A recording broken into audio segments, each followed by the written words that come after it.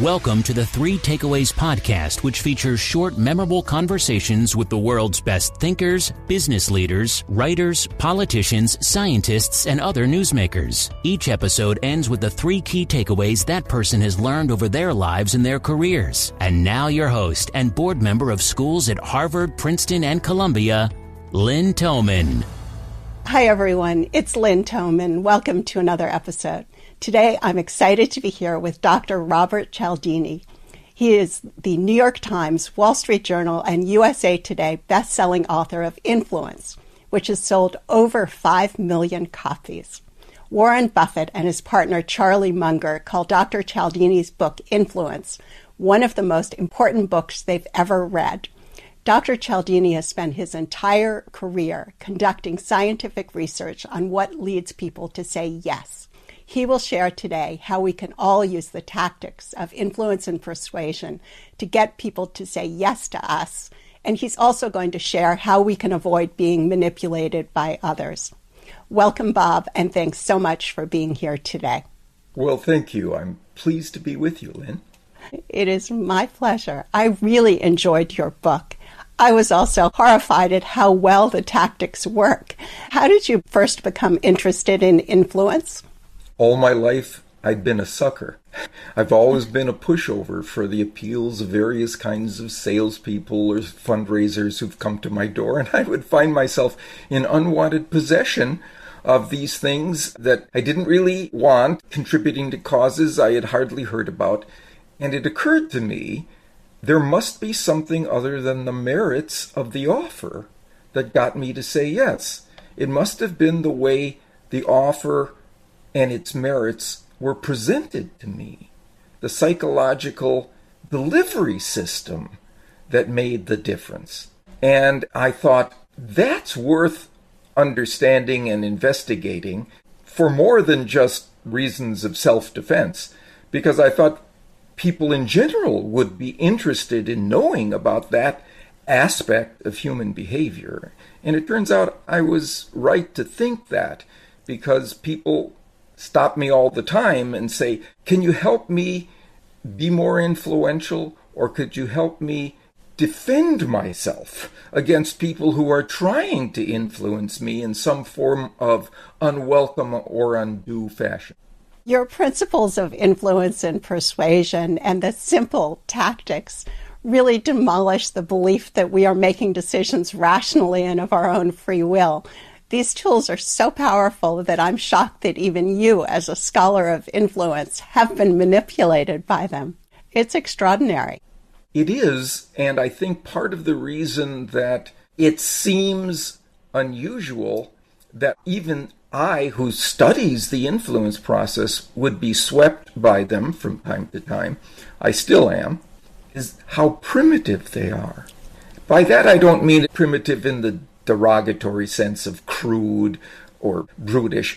I mean fundamental. I mean elemental to the way we function. They are the things that have evolved over eons and that we are socialized into, that lend themselves to assent. The things that lead us to choose to say yes to requests or proposals or recommendations. Can you tell us about reciprocity and give us some examples? I was really amused and shocked at your example of the waiter, Vincent. Yes. One of the things that we've learned about human behavior that exists in all human cultures, there's not a single society that fails to train its members from childhood in this rule, and that is that we are obligated to give back to others who have first given to us. One study that was done in restaurants showed that if a server puts on the tray with the bill at the end of the meal, again, all the merits of the case have already been decided. The food has been ordered, it's been prepared, it's been served, it's been consumed, it's been cleared. All of that is done. If the waiter puts a mint on the tray for each diner, the server's tip goes up 3.3% because people give back to those who have given to them, even something as small as a mint. Now, to instantiate this even further, the researchers showed that if the server put 2 mints on the tray for each diner, tips went up 14%. What this tells me is something I advise people who say they go into a new situation, maybe a new employment situation. They want to be more influential within this group, and they go into a room. They should not say to themselves, of the people in that room, who can most help me here? The question they should ask first is, whom can I most help here? Whose circumstances can I elevate? Whose outcomes can I enhance? Because by this rule that's been installed in every one of those people in that room, they will stand ready to help in return in ways that you see especially valuable for what you need. Can you talk about the waiter, Vincent? I thought that was a really amusing example. Yeah, what Vincent did in the situations that I observed, what I did before I wrote the book was to try to get into as many influence professions as I could possibly get access to, and I would observe what they did and take their training. Well, in the restaurant industry, people, they live on tips. There was a guy named Vincent in one of the restaurants that I observed, who was always the one who got the greatest tips. And he combined 2 principles, one of which is reciprocity, in how he arranged for people to give him the largest tip and buy the most food so that the tip would be figured on a larger base, right? So let's say it was a large group, 8 to 10. He would reserve this particular strategy for that one. He would begin by taking orders of the first person, and whatever that person ordered, he would pause. His pen would pause over his pad. He would lean down so everyone at the table could hear, and he'd give the whole table a gift. He would say, "You know what? That's not as good tonight as it usually is." And then he would recommend something slightly less expensive from the menu. What that did, first of all, was to say, oh, well, we've just received from this man. He's given us valuable information.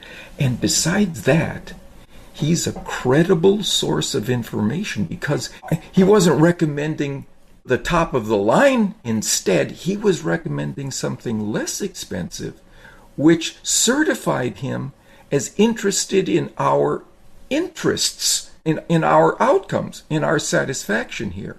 Then, when he would volunteer, would you like me to suggest a wine for the table or vintages with your food? Or when he would come back and recommend the desserts, people would say, of course, Vincent. You've done this for us already. You know what's good here. And Vincent would pile on additional charges to the bill. And he had already established that the percentage of the bill he would receive as a gratuity was high because of the rule for reciprocity. He would every month outstrip everyone else on the wait staff by what he did. Can you talk a bit more about how personalization can magnify the power of reciprocation? If we want an accelerant to the principle of reciprocation, something that really increases its impact, it should be that what we give first should be something that's personalized to the preferences, the challenges, or the needs of the people who we are giving to. I have a colleague in Europe who is a speaker's agent, and she represents me in Central Europe.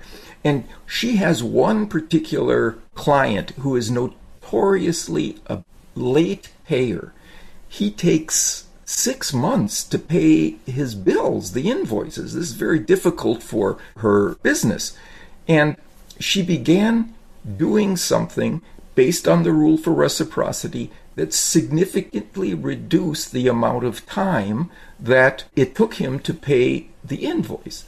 She would include with the invoice a little gift, Sometimes it was a little box of chocolates. It might be a Starbucks gift card or something like this. And the time to pay went from 6 months to 3 months.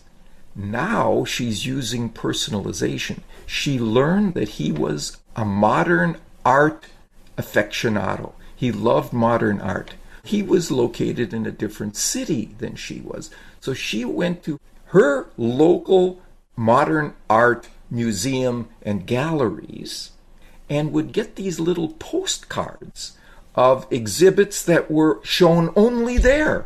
And then she would include one of those postcards, modern art, for someone who loves modern art.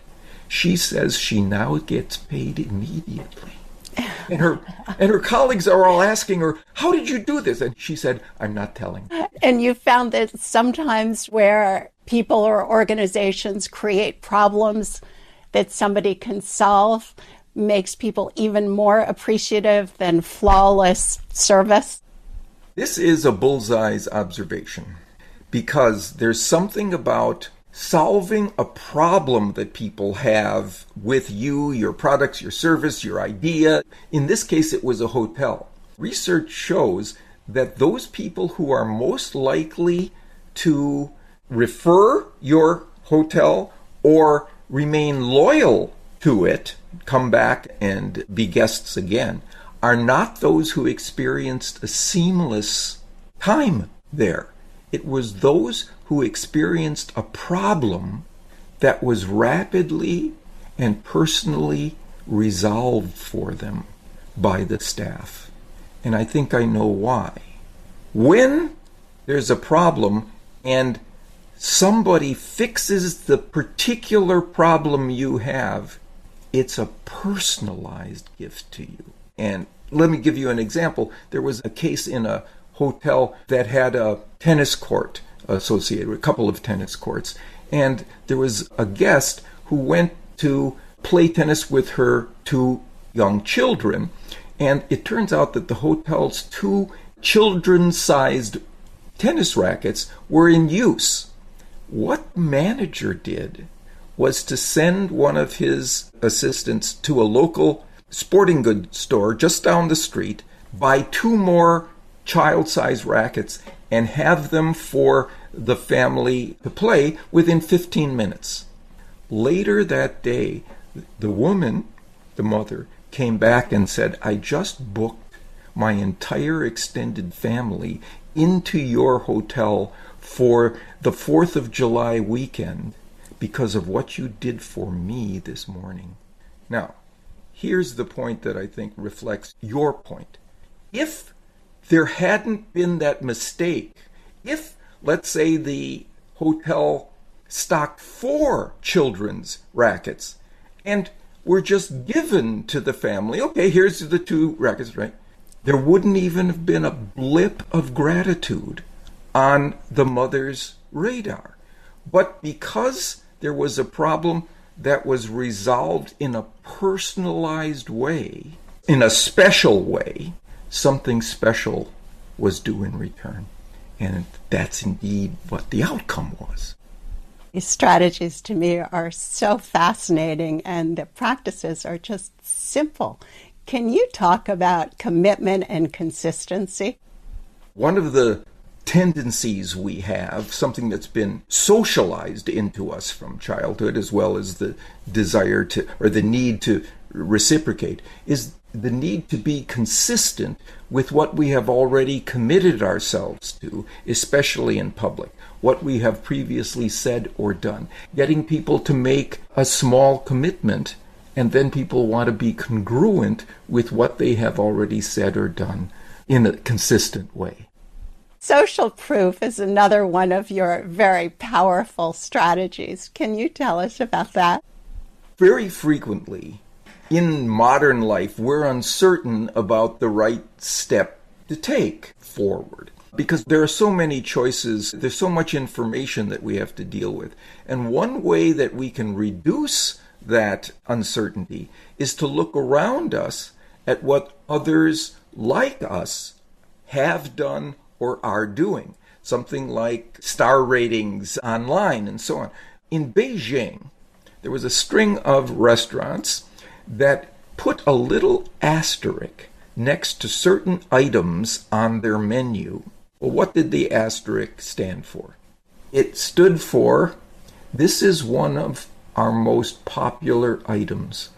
And each one became 13 to 20% more popular for its popularity. So, a simple thing like that can greatly increase the likelihood that people will move in a direction because it reduces their uncertainty.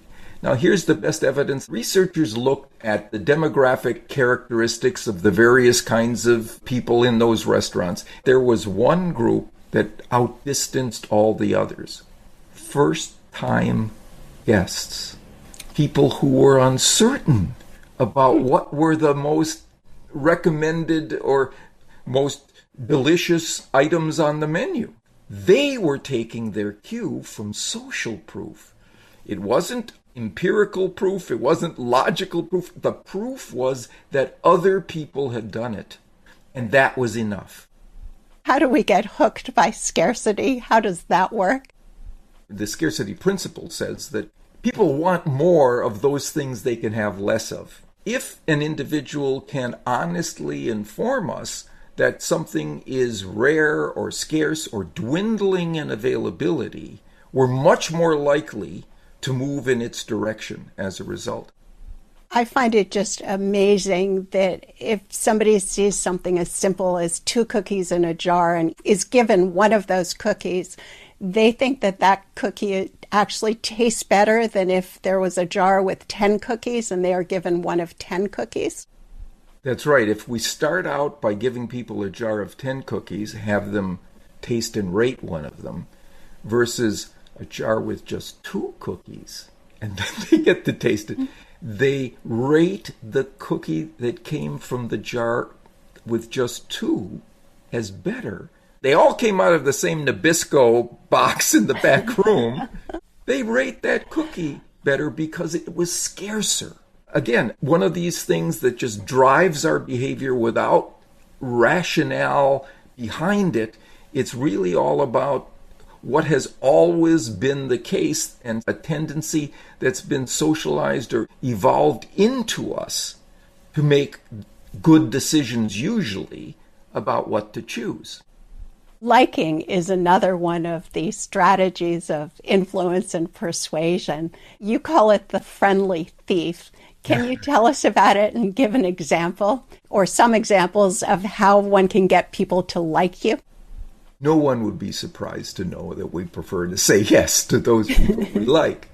But there are 2 very simple strategies we can use to enhance that sense of rapport people feel with us. One is to identify genuine similarities that exist, and the other is to give genuine compliments where they are warranted.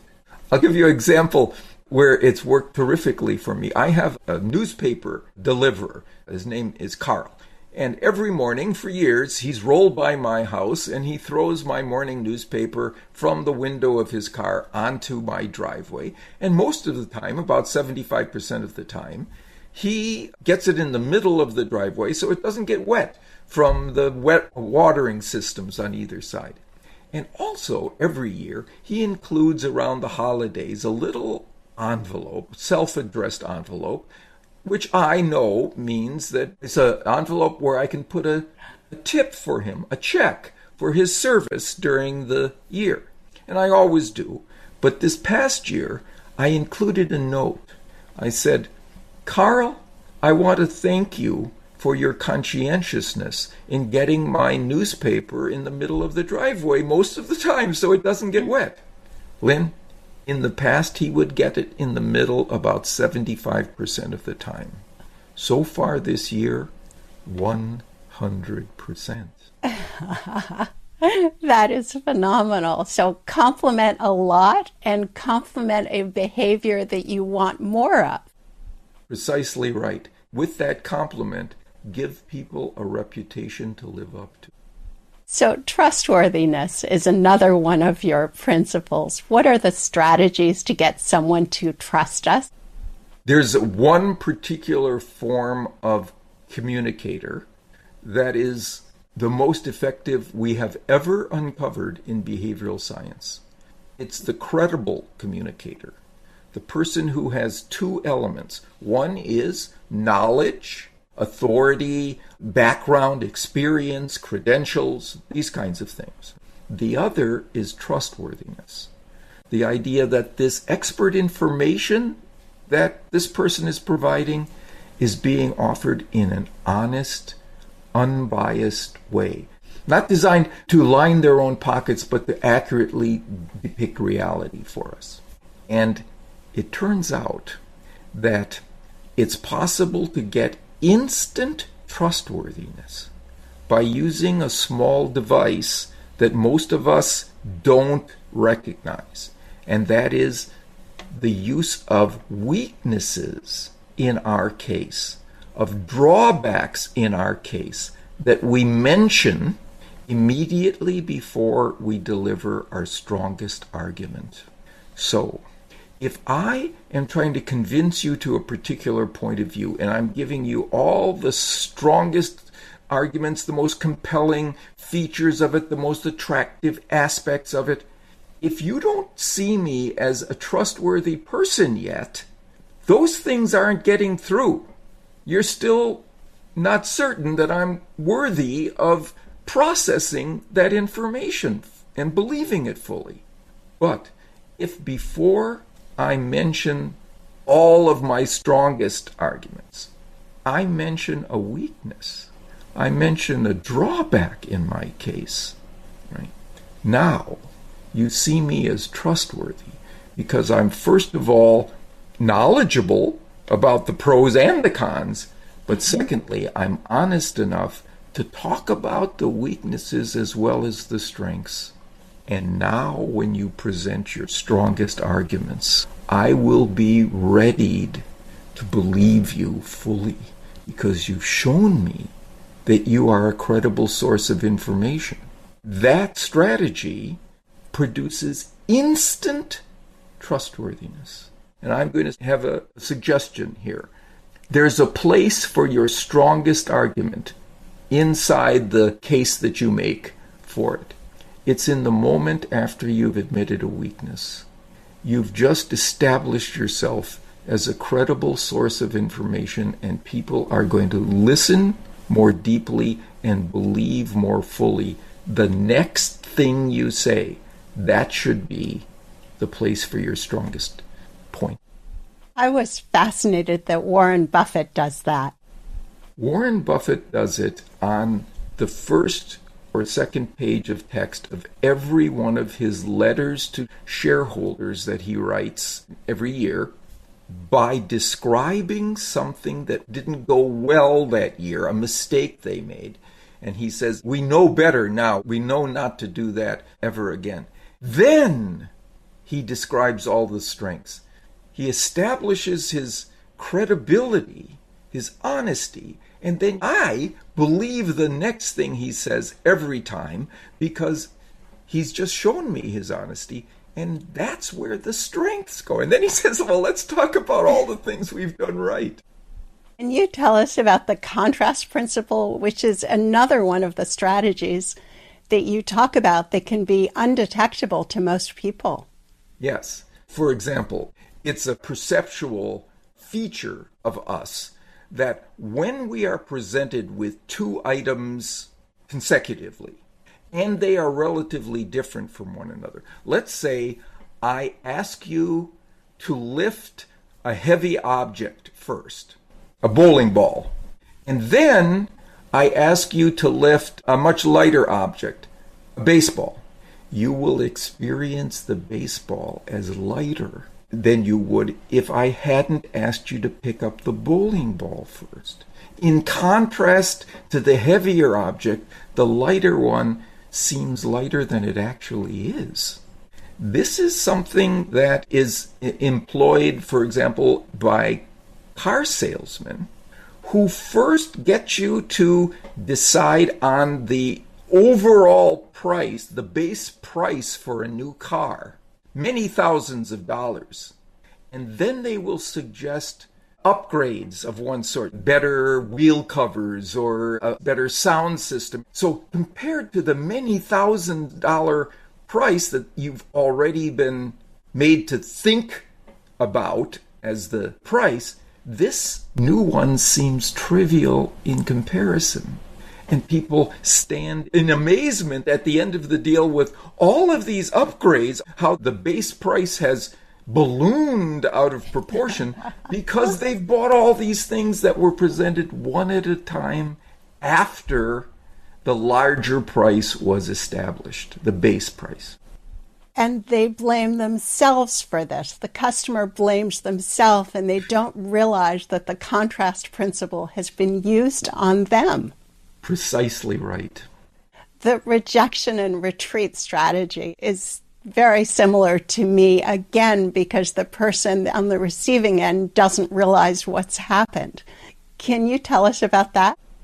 It's the tendency to, because of the rule for reciprocation and the rule for contrast working together, here's a technique that works very well. In fact, my research team did it. We walked up to people on campus at the university, students, and said, we're here from the Arizona Blood Services Organization, and we're asking for people who'd be willing to serve as a long-term blood donor to come in every 6 weeks for 2 years and donate blood. Would you be willing to do that? That was a very large request. Everybody said no. 2 years? I don't even know where I'll be in 2 years. I can't commit to that. And then we said, oh, if you can't do that, would you be willing to give a single unit of blood tomorrow at the campus blood drive? We had asked people as well, just for that small request. Would you be willing to just walk up without the larger one? If we did that, we got 33% of the people said, yes, I will do it. But if we started with the large request and then retreated to the smaller request, it wasn't a small request, but it was smaller, 55% show up at the blood center. They drain their pain. So amazing. Loss aversion is another one of your principles and strategies. And it was so interesting to me that using loss aversion and framing something as, quote, we have a deal, all you have to do is agree to this proposal, unquote, is so much more effective than saying, quote, all you have to do is agree to this proposal and then we'll have a deal. Can you explain that?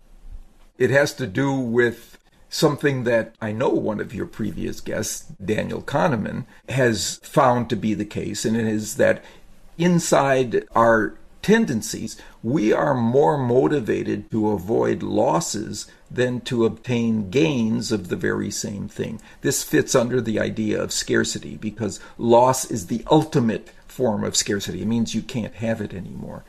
But I have a friend who's a divorce attorney who also does mediation.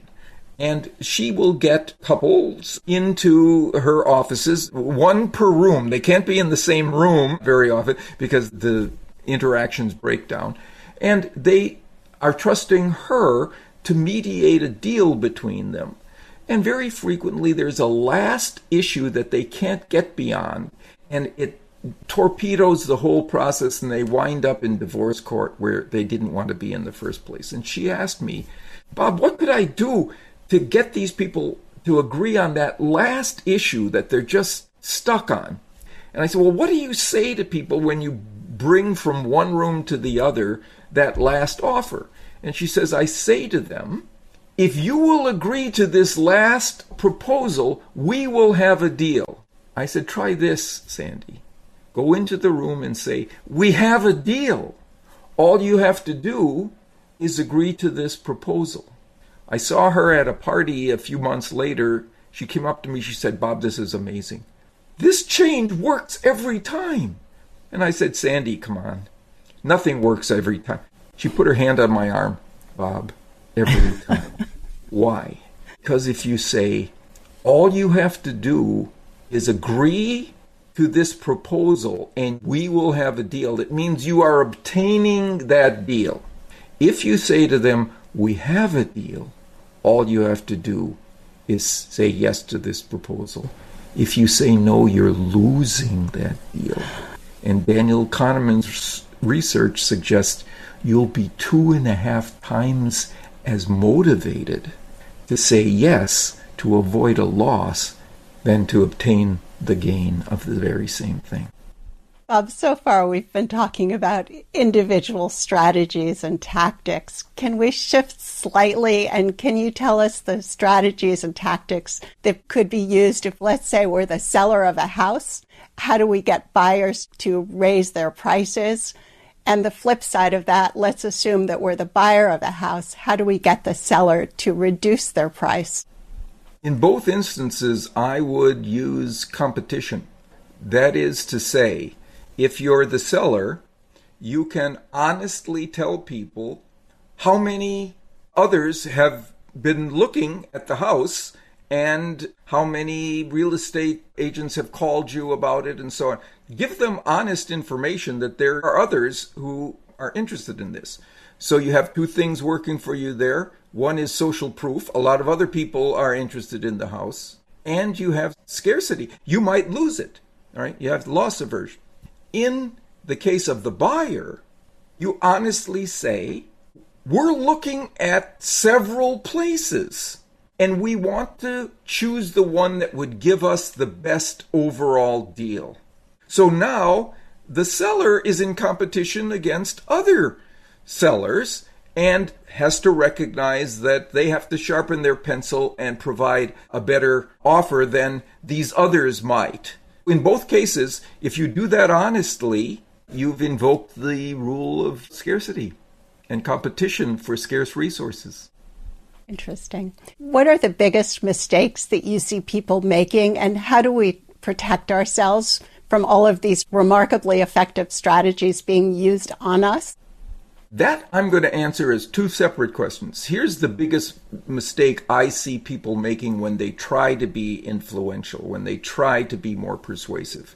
They try to identify a favorite strategy, a favorite approach that they can take. They ask me, so what's the strongest, what's the most powerful, what's the best procedure I should use to get people to move in my direction? Well, I answer that by describing a research program that a colleague of mine initiated. He's a marketing professor, to find the single most effective influence approach, the one that works across the widest range of situations and so on, that will be most effective because it's the most powerful. I saw him at a conference and I said, how's it going with that? He said, well, I found it. I found the single most effective influence approach. It is not to have a single influence approach. That's a fool's game. To think that the same strategy is going to work in all situations, on all audiences, with all manner of previous histories with you and so on. No, that's naive. What you do is you look for what's already there in the situation. Is there real authority there that you can point to? Is there real social proof? Is there real scarcity? Is there a real commitment that people have already made to a feature that's part of what you have to offer? You bring that to the surface. You look for something that's there and you raise it to consciousness.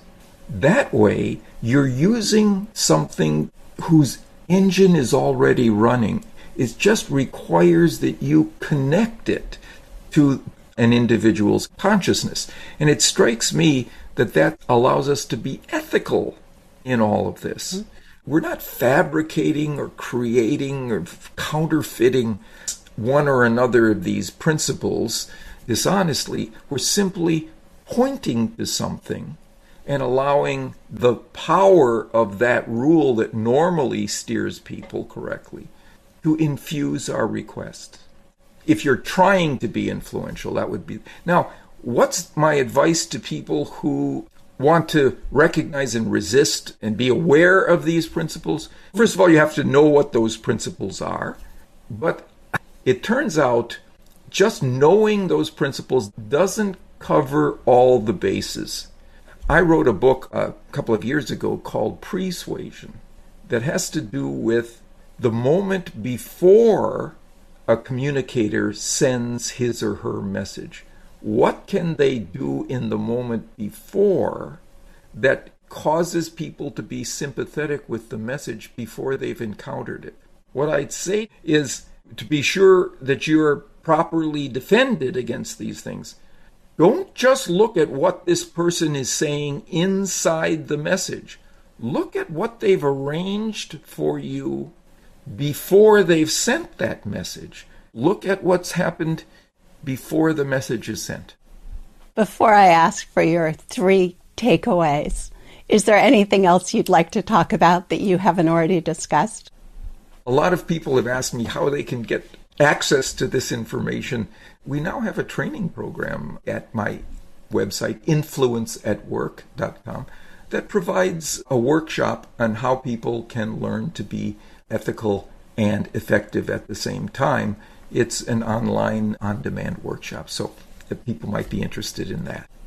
And last, what are the 3 key takeaways or insights you'd like to leave the audience with today, Bob? So I'm going to suggest one takeaway that has 3 dimensions to it. I have a colleague, when his son turned 13, he wanted to gather advice, my colleague wanted to gather, from his friends who thought might have good things to suggest that he could tell his son to do to equip him to be a young adult. And here was mine. When you go into a new situation where you don't know the people there, expect the best of them and from them, because that allows you to be generous with them. And that generosity has 3 important downstream consequences. First of all, the liking rule. They like you more for being generous with them. Second, the rule for reciprocation. They will give generosity back to you. And finally, commitment and consistency. In the process of seeing themselves, committing themselves to you with this generous set of outcomes that they provide you, they will want to be consistent with that into the future. And now you have 2 people interacting with one another who like each other and are committed to generosity toward one another. I think that's a good place for that young man to start off as a platform for his social interactions. Bob, this has been wonderful. I loved your book. There's so much more in it that I would love to discuss with you, but we are out of time. I highly recommend your book and just want to say thank you. This has been terrific. Well, I have to say I enjoyed our interaction. If you enjoyed today's episode and would like to receive the show notes or get new fresh weekly episodes, be sure to sign up for our newsletter at 3takeaways.com or follow us on Instagram, Twitter, and Facebook. Note that 3takeaways.com is with the number 3. 3 is not spelled out. See you soon at 3takeaways.com.